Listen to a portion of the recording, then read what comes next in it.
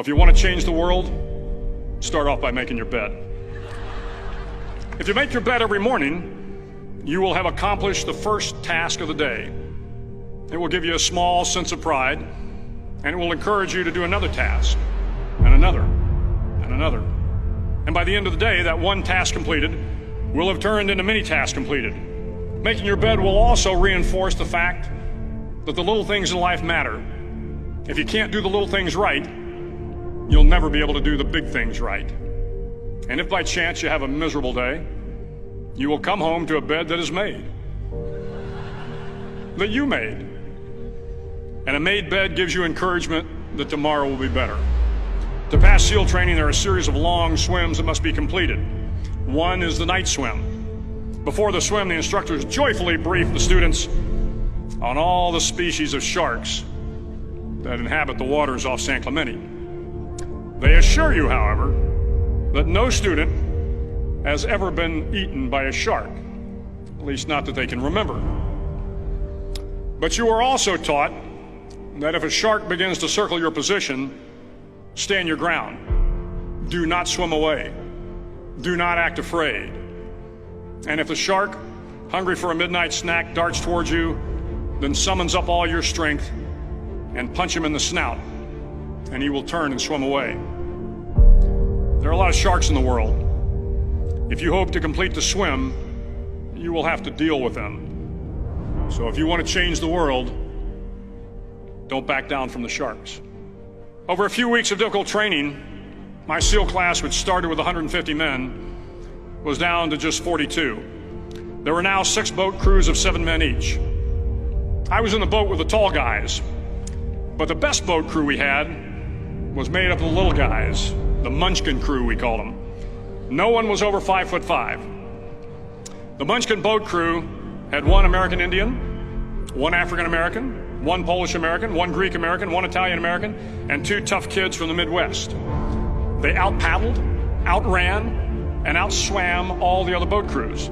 The big men in the other boat crews would always make good-natured fun of the tiny little flippers the Munchkins put on their tiny little feet prior to every swim.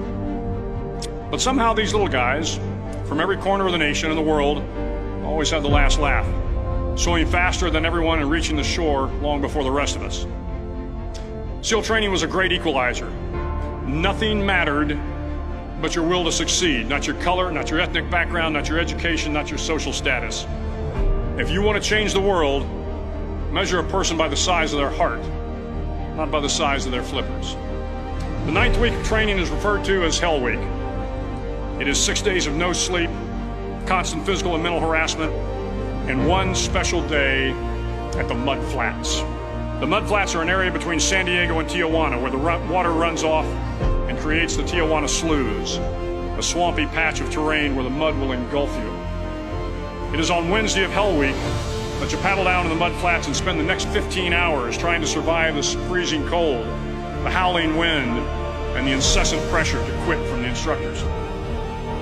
As the sun began to set that Wednesday evening, my training class, having committed some egregious infraction to the rules, was ordered into the mud. The mud consumed each man till there was nothing visible but our heads. The instructors told us we could leave the mud if only 5 men would quit. Only 5 men, just 5 men, and we could get out of the oppressive cold. Looking around the mud flat, it was apparent that some students were about to give up. It was still over 8 hours till the sun came up. 8 more hours of bone-chilling cold. The chattering teeth and the shivering moans of the trainees were so loud, it was hard to hear anything. And then one voice began to echo through the night. One voice raised in song. The song was terribly out of tune, but sung with great enthusiasm. One voice became 2, and 2 became 3, and before long, everyone in the class was singing. The instructors threatened us with more time in the mud if we kept up the singing, but the singing persisted, and somehow the mud seemed a little warmer, and the wind a little tamer, and the dawn not so far away. If I have learned anything in my time traveling the world, it is the power of hope, the power of one person, a Washington, a Lincoln, King, Mandela, and even a young girl from Pakistan, Malala.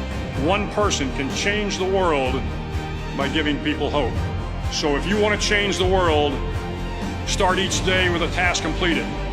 Find someone to help you through life. Respect everyone. Know that life is not fair and that you will fail often. But if you take some risks, step up when the times are the toughest, face down the bullies, lift up the downtrodden, and never ever give up.